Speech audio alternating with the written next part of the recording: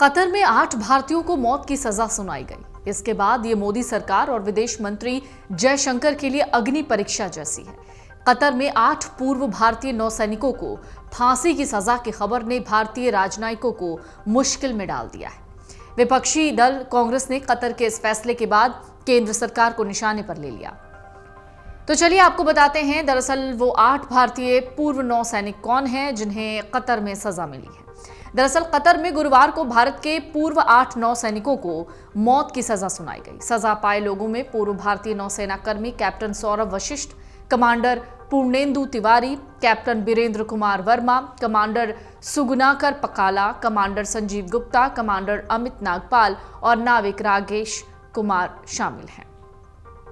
ये सभी Dahra global technologies and consultancy services में काम कर रहे थे, जो एक ओमानी नागरिक रॉयल ओमानी वायुसेना के सेवानिवृत्त स्क्वाड्रन लीडर के स्वामित्व वाली एक रक्षा सेवा प्रदाता कंपनी है।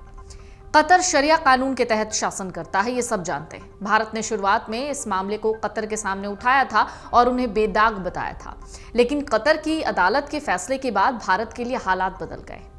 G20 सम्मेलन तो आपको याद होगा, जब यूक्रेन और रूस युद्ध को लेकर ऐसा अंदेशा जताया जा रहा था कि नई दिल्ली में हुए इस बैठक में कोई घोषणा पत्र नहीं आ पाएगा। तब पीएम मोदी ने अपने निजी रिश्तों का इस्तेमाल करते हुए अमेरिका समेत सभी देशों को मनाया। G20 सम्मेलन में सर्वसम्मति से घोषणा पत्र जारी हुआ। पूरी दुनिया में भारत के इस पहल की बहुत तारीफ हुई। खुद भी कई बार पीएम मोदी देश की इस उपलब्धि का जिक्र कर चुके हैं, लेकिन अभी जो कतर में हुआ है, इस बार के जो हालात हैं वो बहुत अलग हैं। सऊदी अरब और यूएई के साथ भारत के रिश्ते तो बेहतर हैं, लेकिन कतर के साथ भारत के रिश्ते गर्मजोशी वाले नहीं हैं।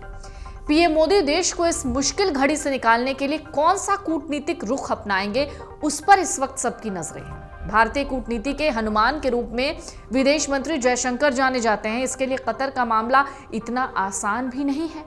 कतर के साथ भारत के रिश्ते तो ठीक हैं, लेकिन ये नहीं भूलना होगा कि कतर पर आतंकी संगठनों की मदद के भी आरोप लगते रहे हैं। कहा जाता है कतर पूरी दुनिया में आतंकवाद का सबसे बड़ा समर्थक है। यही नहीं, हमास से भी कतर के मधुर रिश्ते रहे हैं। कतर के पैसे के जरिए ही हमास इजराइल में हमले करता रहा है, ये भी मीडिया रिपोर्ट्स कई बार दावा करती रही हैं, लेकिन अभी तक इस देश के खिलाफ दुनिया में कोई आवाज नहीं उठी। फिलहाल इस मामले पर जयशंकर एक्टिव हो गए हैं। भारतीय विदेश मंत्रालय ने कहा है, हमें शुरू में जानकारी मिली कि कतर की प्रथम दृष्टया अदालत ने आज अल दाहरा कंपनी के 8 भारतीय कर्मचारियों से जुड़े मामले में फैसला सुनाया। इस मौत की सजा सुनाए जाने के फैसले से हम बहुत दुखी हैं और फैसले के विस्तृत ब्यौरे की प्रतीक्षा कर रहे हैं। हम परिवार के सदस्यों और कानूनी दल के संपर्क में हैं। हम सभी कानूनी विकल्पों पर विचार कर रहे हैं। अगर आप ये वीडियो YouTube पर देख रहे हैं तो हमारे चैनल को सब्सक्राइब करें और बेल आइकन को दबाना ना भूलें। अगर आप Facebook पर ये वीडियो देख रहे हैं तो हमारे पेज को लाइक करें।